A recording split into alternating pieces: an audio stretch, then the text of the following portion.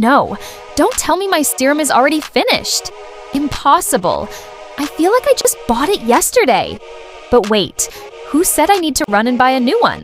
Sometimes the solution is already hiding in your kitchen. Before we start, tell me something. Have you been throwing away orange peels all this time? Because after this, you might change your mind. We all know oranges are famous for vitamin C, but many people don't know that orange peels also contain beneficial compounds, often used in homemade skincare ideas. Step 1. Place your orange peels into a clean glass bowl. Step 2.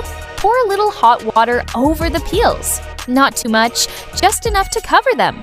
Step 3. Cover the bowl and leave it for a while so the mixture cools and the peel components infuse into the water. Now that it has cooled down, strain the liquid carefully until it's nice and smooth. And for the final step, pour it into a clean spray bottle, and now you have a simple homemade refreshing facial mist. Keep in mind that homemade skincare doesn't work the same way for everyone, so test a small amount on your skin first. Now tell me in the comments, have you ever made your own skincare at home before? Don't forget to subscribe to my channel and turn on notifications for more beauty, skincare, and self-care content. See you in the comments!